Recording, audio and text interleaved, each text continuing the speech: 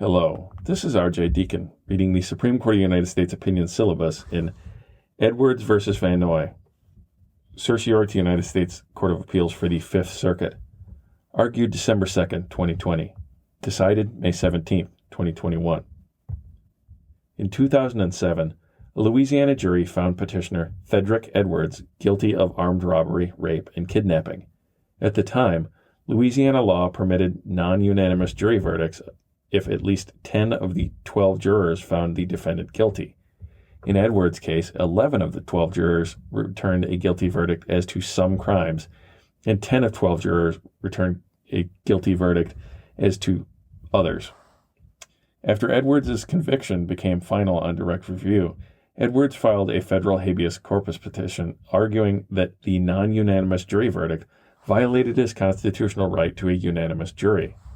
The district court rejected Edwards' claim as foreclosed by Apodaca v. Oregon, and the Fifth Circuit denied a certificate of appealability. While Edwards' petition for a writ of certiorari was pending, the court repudiated Apodaca and held that a state jury must be unanimous to convict a criminal defendant of a serious offense. See Ramos v. Louisiana. Edwards now argues that the Ramos jury unanimity rule applies retroactively on federal collateral review.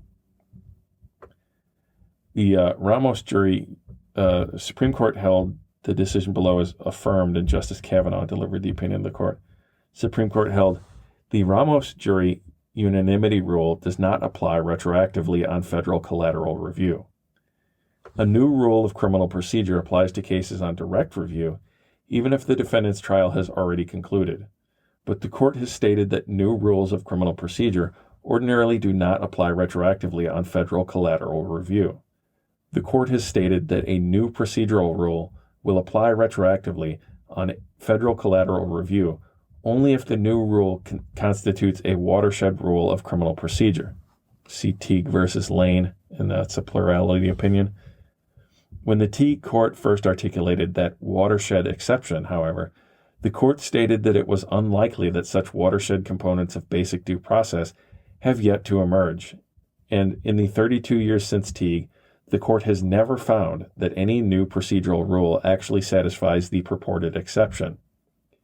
To determine whether Ramos applies retroactively on federal collateral review, the court must first ask whether Ramos announced a new rule of criminal procedure, and if so, whether that rule falls within an exception for watershed rules of criminal procedure that apply retroactively on federal collateral review. The court concludes that Ramos announced a new rule, and that the jury unanimity rule announced by Ramos does not apply retroactively on federal collateral review.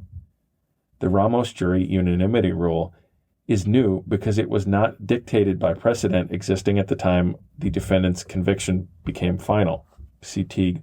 Or apparent to all reasonable jurists at that time, see Lambrix v. Singletary. On the contrary, before Ramos, many courts interpreted Apodaca to allow for non-unanimous jury verdicts in state criminal trials, and the Ramos court expressly repudiated Apodaca. The new rule announced in Ramos does not qualify as a watershed procedural rule that applies retroactively on federal collateral review.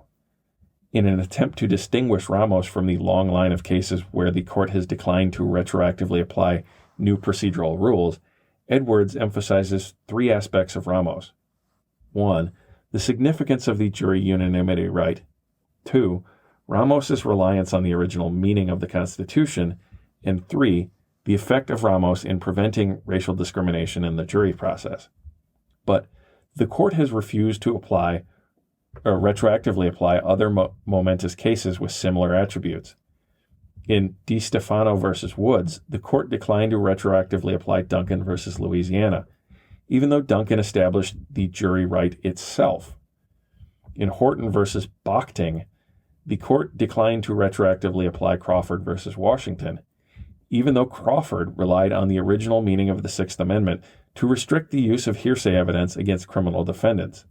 And in Allen v. Hardy, per curiam, the court declined to retroactively apply Batson v. Kentucky, even though Batson held that state prosecutions may not discriminate on the basis of race when exercising individual preemptory challenges. There is no good rationale for treating Ramos differently from Duncan, Crawford, and Batson.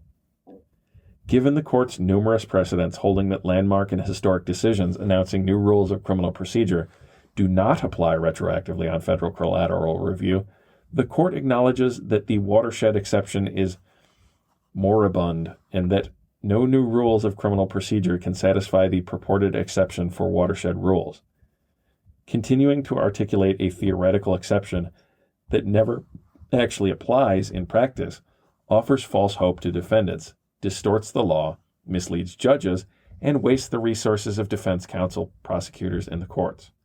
Moreover, no one can reasonably rely on an exception that is non-existent in practice, so no reliance interest can be affected by forthrightly acknowledging reality. The watershed exception must be regarded as retaining no vitality. That's Herrera versus Wyoming. The decision below is affirmed. Justice Kavanaugh delivered the opinion of the court, in which Chief Justice Roberts and Justices Thomas, Alito, Gorsuch, and Barrett joined. Justice Thomas filed a concurring opinion, in which Justice Gorsuch joined. Justice Gorsuch filed a concurring opinion, in which Justice Thomas joined. Justice Kagan filed a dissenting opinion, in which Justices Breyer and Sotomayor joined. Thank you for listening. If you'd like to support the podcast or support me getting to my public defender internship this summer, you can find a PayPal link in the show notes, or you can find me on Patreon, even though nobody's ever used that. I don't know if that works. Also, I can be reached at rhodesscholar80@gmail.com. Thank you for listening.